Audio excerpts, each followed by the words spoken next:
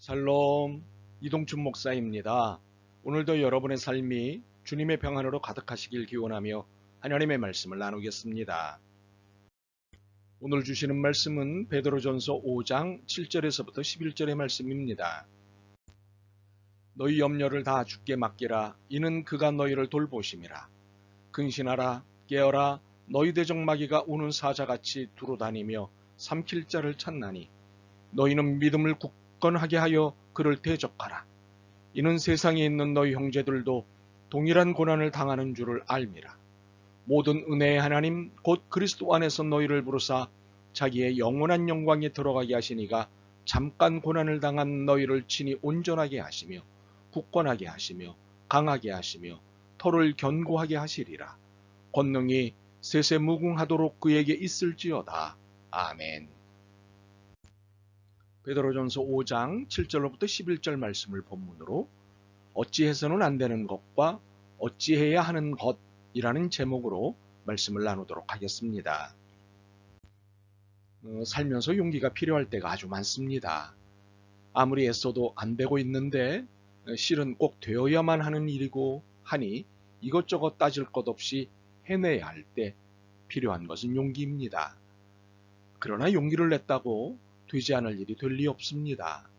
인생에는 어찌할 수 없는 일, 어찌해서는 안 되는 일이 있기 때문입니다. 그렇다면 인생에서 어찌할 수 없는 일, 어찌해서는 안 되는 일이란 어떤 것일까요? 더욱이 믿음의 관점에서 어떤 것일까요? 이를 본문 안에서 국한하자면 8절과 9절의 사실입니다.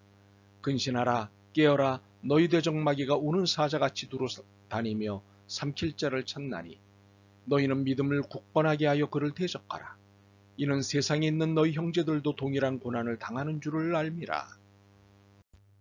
어찌할 수 없는 일은 대적 마귀로 인한 고난입니다. 원수이자 회방제로 인한 고난입니다. 믿음의 사람들을 평생 괴롭히기 위해 존재하는 마귀로 인한 고난입니다. 마귀의 존재 이유는 변함없이 하나입니다.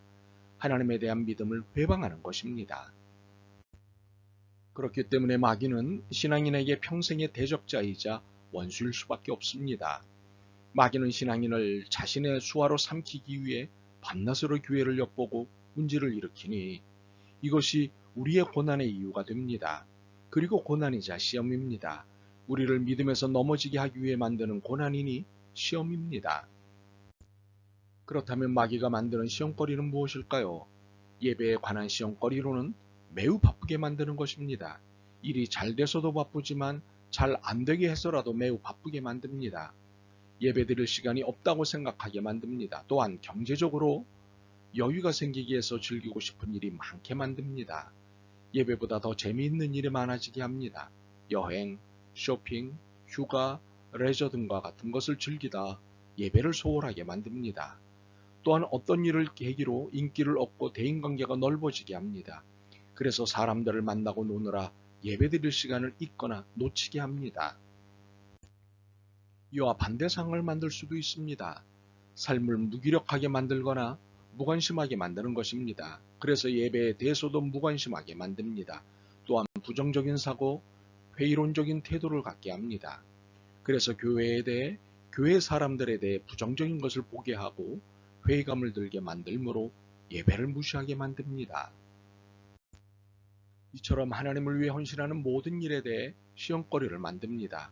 바쁘게 하건 게으르게 하건 부정적으로 만들건 회의적으로 만들건 일이 잘 되게 하건 일이 잘 안 되게 하건 돈을 잘 벌게 하건 돈을 못 벌게 하건 마귀는 자신이 원하는 바 우리가 믿음에서 떠나거나 믿음이 약해지도록 만드는 것입니다. 헌금을 드리는 일, 봉사하는 일, 구제하는 일, 선교하는 일 등 모든 믿음의 일에 회방자로 나섭니다. 여러분이 이를 느끼든 못 느끼든 이 엄청난 영적 전쟁은 벌어지고 있습니다. 안타깝게도 이 영적 전쟁은 영적 긴장감을 갖고 느끼지 않으면 절대 알 수도 없고 이해할 수도 없습니다. 그래서 8절에 근신하라 깨어라 하고 말씀하십니다. 정신을 바짝 차리고 깨어있지 않으면 전혀 알 수 없기 때문입니다. 혹시 믿음을 모르는 사람은 이렇게 살지 않아도 될까요? 그러니 믿음이 없는 삶이 오히려 편할까요? 아닙니다. 믿음이 없는 삶은 아예 마귀의 노예로 사는 인생일 뿐입니다. 에베소서 2장 2절로 정리해 드리겠습니다. 그때의 너희는 그 가운데서 행하여 이 세상 풍조를 따르고 공중의 권세 잡은 자를 따랐으니 곧 지금의 불순종의 아들들 가운데서 역사하는 영이라.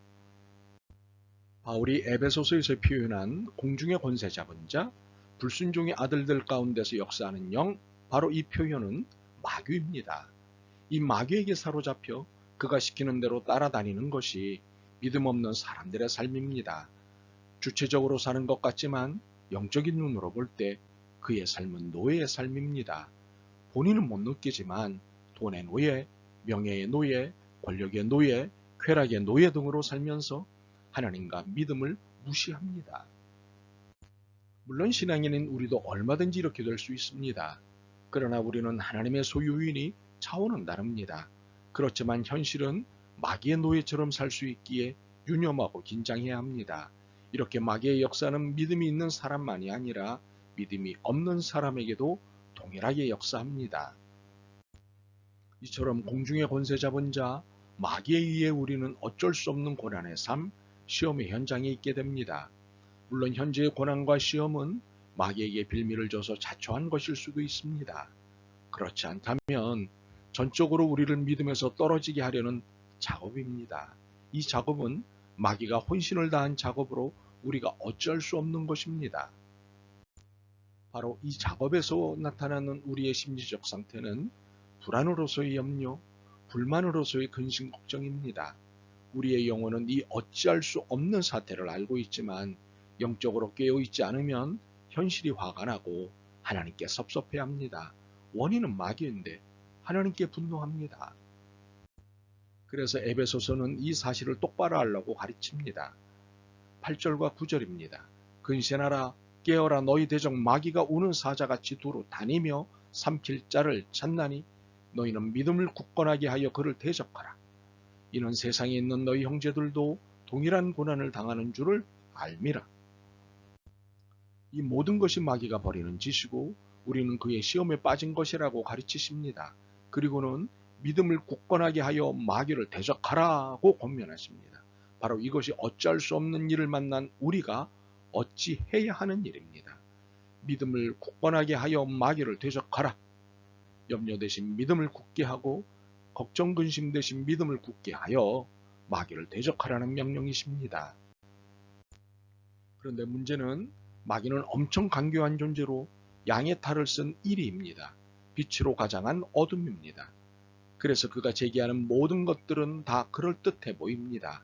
아담과 하와도 보내버리고 예수님도 유혹하려고 했던 실력이니 우리야 식은 죽 먹기 아니겠습니까?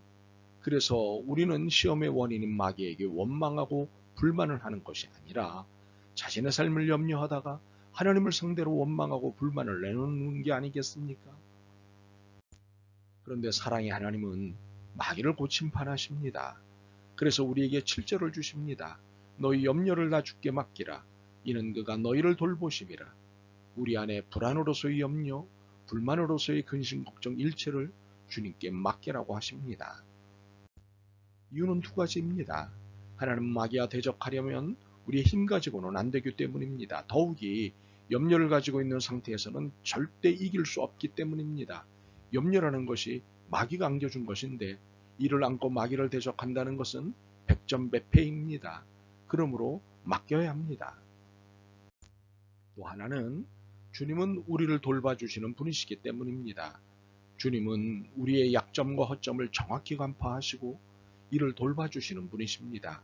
대적자 마귀는 바로 이 약점, 허점을 노려 공략할 때니 이를 주님이 미리 손써 놓으신다면 백전백승이 아니겠습니까? 그러니 맡겨야 합니다. 분명한 것은 우리는 아무리 애써도 우리의 실력으로는 마귀의 괴력과 술수를 당해낼 수 없습니다. 하나님을 부정하고 인간을 비인격적으로 취급하며 하나님의 창조세계를 훼손하는 일체의 제도와 법은 하나님 나라를 음해하는 마귀의 기술과 술수입니다. 이러한 제도와 법을 제정하고 동의하는 인간은 마귀의 노예입니다. 그러므로 우리는 정신을 차리고 깨어 있어야 합니다. 우리의 염려, 근심, 걱정을 주님께 다 맡겨야 합니다. 그래야 영적 눈이 열립니다. 그래야 세상을 뒤죽박죽으로 만드는 마귀의 괴계를 볼 수 있습니다. 그리고 하나님 나라를 위해서 살 수 있습니다. 그러므로 10절과 11절을 꽉 붙잡으십시오. 모든 은혜의 하나님 곧 그리스도 안에서 너희를 부르사 자기의 영원한 영광이 들어가게 하신 이가 잠깐 고난을 당한 너희를 친히 온전하게 하시며 굳건하게 하시며 강하게 하시며 더를 견고하게 하시리라.